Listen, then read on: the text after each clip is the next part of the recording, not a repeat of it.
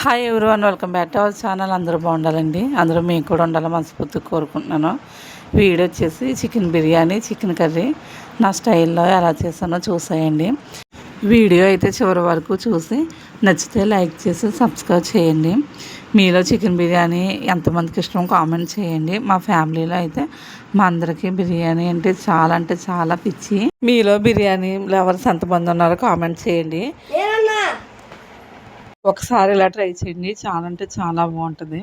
ప్రాసెస్లోకి వెళ్ళిపోతాం. గ్యాస్ మీద ఒక గిన్నె పెట్టుకుని దాంట్లో కొంచెం ఆయిల్ వేసుకుని బిర్యానీ సామాను వేసుకుని ముందు బాగా ఫ్రై చేస్తారు. ఆనియన్ వేస్తే ఆనియన్ కూడా బాగా ఫ్రై అయిపోయిన తర్వాత మనం మ్యాగ్నేట్ చేసి పక్కన పెట్టుకున్న చికెన్ ఉంటుంది కదండి, ఆ చికెన్ అయితే వేసుకుని అది ఒక 10 నిమిషాలు బాగా సిమ్లో మగ్గనివ్వాలి. మగ్గిపోయాక బియ్యం అయితే వేసుకోవాలి. నేను బియ్యానికి ఎప్పుడు కూడా నెయ్యి రాసేస్తాను.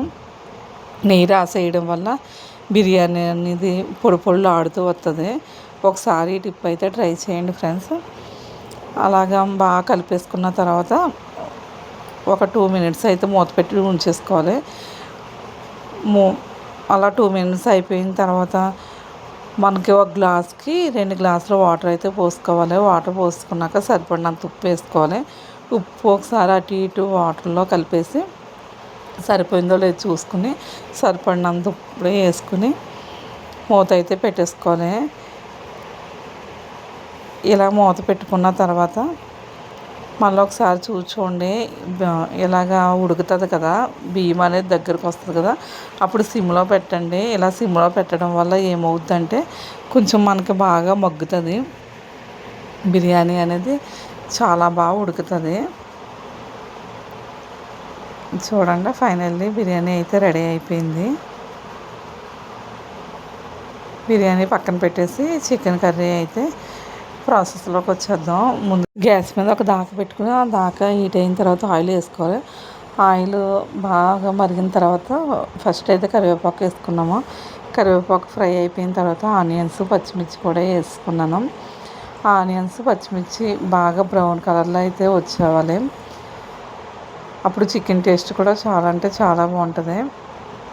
మనకు త్వరగా ముక్కలు ఫ్రై అయిపోవాలంటే కొంచెం సాల్ట్ వేస్తే త్వరగా మగ్గిపోతాయి. ఇలా మగ్గిపోయిన తర్వాత అల్లం వెల్లుల్లి పేస్ట్ వేసేసుకుని అది కూడా ఒక 2 మినిట్స్ బాగా కలుపుకుని ఫ్రై అయిపోవాలి. ఫ్రై అయిపోయిన తర్వాత ముందుగా పక్కన పెట్టుకున్న చికెన్ అయితే వేసుకోవాలి. మేము ఏం చేస్తామంటే మా అత్తయ్యగారు ఎప్పుడు కూడా చికెన్ వండేటప్పుడు ఉప్పు, కారం చికెన్కి పట్టించేసి పక్కన పెట్టేస్తారు. ఎందుకని అడిగితే ఇలా పెట్టడం వల్ల ముక్క అనేది గట్టి పడుతుంది, బాగుంటుందని చెప్తారు. కాకపోతే మనం ఉప్పు కలుపుకునేటప్పుడు కొంచెం తక్కువ వేయండి. ఎక్కువ వేస్తే మళ్ళీ ఉప్పు కారం అయిపోద్ది. ఈ కూరలో కొంచెం ఉప్పు అయితే ఎక్కువ వేస్తాము. బాగా కలుపుకున్న చికెన్ అందులో వేసాక ఒక 5 నిమిషాలు వాటర్ ఏమి వేయకుండా ఉంచాము. తర్వాత కొన్ని వాటర్ అయితే వేస్తే చాలండి, ఎందుకంటే చికెన్లో ఆల్రెడీ వాటర్ వచ్చేస్తుంది కదా. ఫైనల్లీ చికెన్ కర్రీ కూడా అయిపోయింది. పిల్లలకి ఎంత ఇష్టమైన చికెన్ కర్రీ, చికెన్ బిర్యానీ అయితే రెడీ అయిపోయింది. అలాగే మా వారు అయితే డ్రింక్ కూడా తీసుకొచ్చారు. నేనైతే ఆనియన్స్, నిమ్మకాయ ముక్కలు కూడా కోస్తాను. నా వీడియో నచ్చితే కనుక లైక్ చేయండి. ఇంకా మరిన్ని వంటలతో మీ ముందుకైతే వచ్చేస్తాను.